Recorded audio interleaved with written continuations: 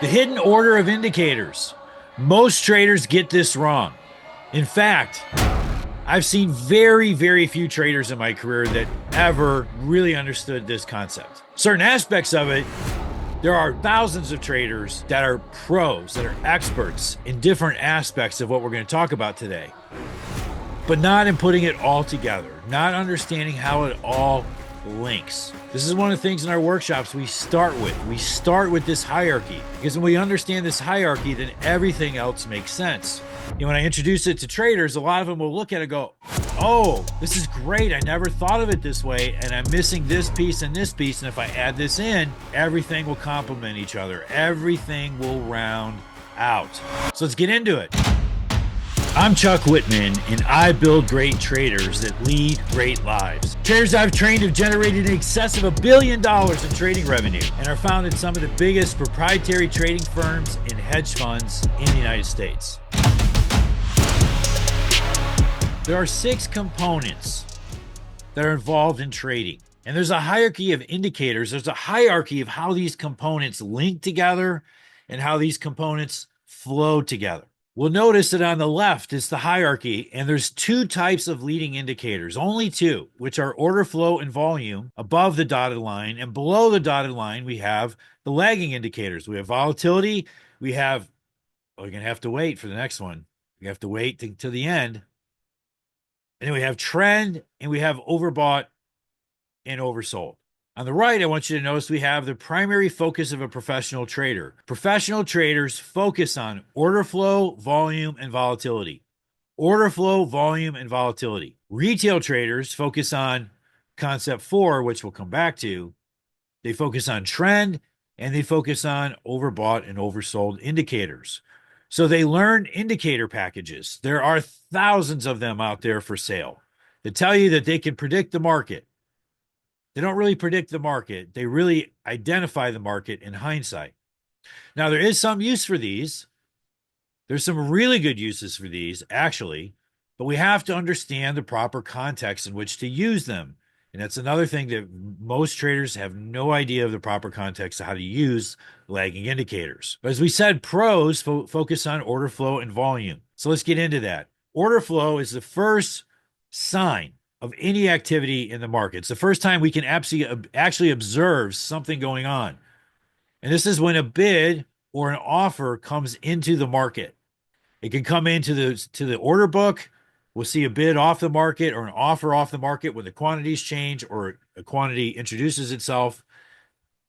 And over the counter, it will be done via direct messaging, via chat, via phone. A bid will start to be introduced, an offer will start to be introduced. Now, people look at order flow and say that order flow can be interpreted to influence the market. So quite simply, if there's an imbalance of bids, there's a lot of bids coming into the market, the conclusion is the market's strong and we want to be buying. There's maybe an assumption that if we break, those bids will be there, or these bids might turn to market orders and bid it up. So order flow, I want you to think about this. Proprietary trading firms and banks pay millions, even billions of dollars for order flow. And in so many cases where you'll see somebody look at a bank trader or a prop trader and go, that guy's so smart. He's always making money. He's never wrong. Well, he's got order flow. If he has order flow, he's massively put the odds in his favor. That's why they pay for it. They pay for it because there's so many things they can do to use it. The thing about order flow, though, is it can be gamed. It can be manipulated. It's a little bit like playing Texas Hold'em in poker. You can try and manipulate the pot through bluffing. And people do the same thing with order flow. They try and bluff the market. So there's this concept of spoofing, which now in some places is illegal, in which you can place a large order into the market, put a large bid into the market to get everybody excited that there's a big buyer, and then they'll come by ahead of you. When they do, you sell it to them. This is how you liquidate your long.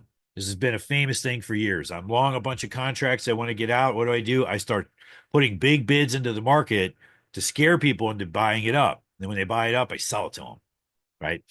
So that's spoofing. So we have to understand that order flow is the most leading indicator. By far, it is the most leading. It has incredible value, but it can be manipulated and sometimes it can be somewhat opaque. This moves us to volume.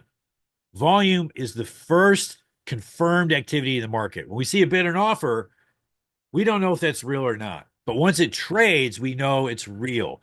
So volume is confirmed activity. And transacted volume either creates impact or no impact. We're really big on this concept of impactful volume. Impactful volume is volume that is big enough to destabilize the market. So you'll hear this saying that 80% of the time markets go nowhere, they're in congestion. Well, if we were to look at that at its base, what it's essentially saying is the market has a fair value and prices just oscillate around fair value. If they get too high, sellers come in to sell it down. Buyers don't want to buy it because they're paying too much, and the orders thin out and price reverts back to the mean. If it gets too low, the buyers start to show up knowing they're buying it cheap, and sellers know they're selling it too cheap and they won't sell it, and the price comes back. So 80% of the time, the market is rotating around fair value, but it shifts when impactful volume comes into the market. We like to talk about it takes force to change value. So transacted volume either creates impact or no impact.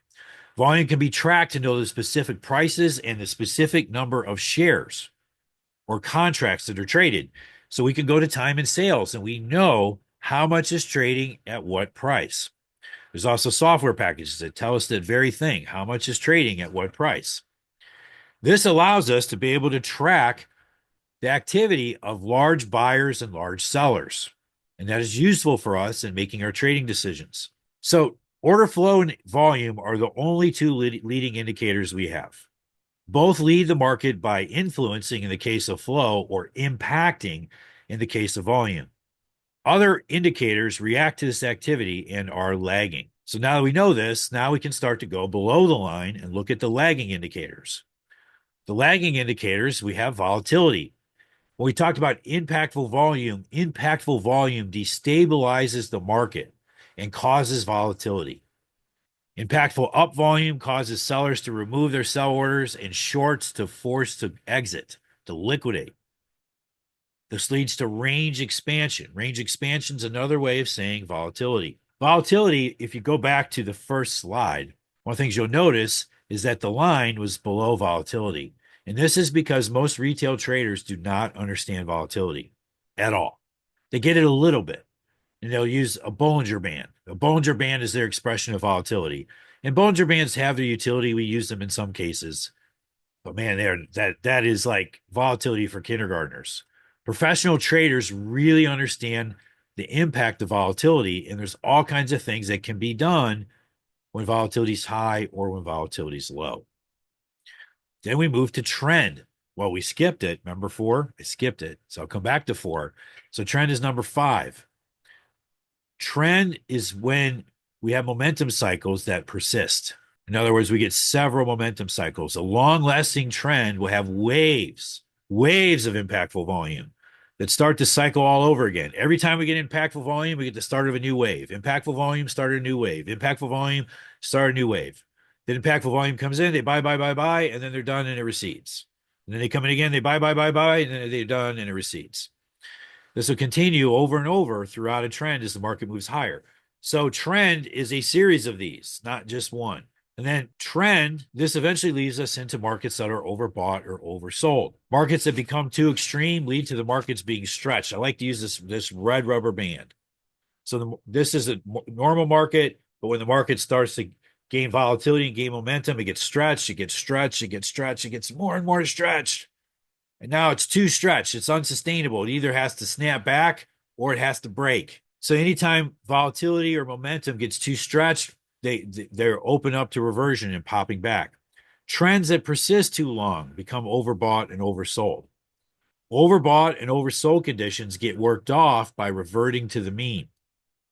And then we talk about there's 2 ways that we revert to the mean. One is the way most people think about is where the price reverts back to the mean. In other words, buyers get trapped and there's a rapid sell-off that takes the market back to the mean. The second way is the way people don't really think about, which is that the market can move sideways while the mean catches up. So reversion can be played not only by going back to the mean, but by waiting for the mean to catch up. Let's go to number 4, the one you've been waiting for. Number 4 is momentum. All right, let's talk about momentum. A lot of people trade momentum. A lot of people have momentum indicators, things like MACD or stochastics. All right. So volatility that persists. Volatility that persists leads to momentum. You can think of it another way. Volatility that follows through leads to momentum. Impactful volume causes the market to continue to rally, which forces additional short covering and brings in momentum buyers. Same thing on the short side. Impactful volume causes the market to break, which forces additional puking or covering, which brings in momentum selling. And this is what we've seen a lot of in the last month, where really strong names over the last 6 months got just clobbered in February and March. So here we go back to the 6 components of trading, and you can see that momentum sits number 4. So we have an order that shows up in the market via order flow. It transacts, creating volume. And if it's big enough, it creates volatility in the market. And that volatility translates to momentum if it keeps going in one direction. And then if we get waves of momentum cycles, multiple momentum cycles will create a trend. And if volatility goes too far, momentum goes too far, or the trend lasts too long, we create overbought, oversold conditions in which the market has to revert to the mean to work off the overbought, oversold. So for you, when you look at your trading, look at how you trade. Which of these do you have? So each of these categories has different indicators. Which ones do you have and why do you use them? Where are they in the hierarchy? I see a lot of people use a MACD, a stochastic crossover, and they use this essentially to time up their entries and to identify trends and overbought, oversold. And then they're getting picked off. They're late. Or these sort of things. Well, they don't have the context. They don't have volatility, first of all, but going up above the line, they don't have volume and they don't have order flow. If we have a huge buyer, if a central bank is buying and they're buying big, they do not give a shit what your MACD or stochastic says. They don't. But we can see their volume and we can trade ahead of them and we can get with them.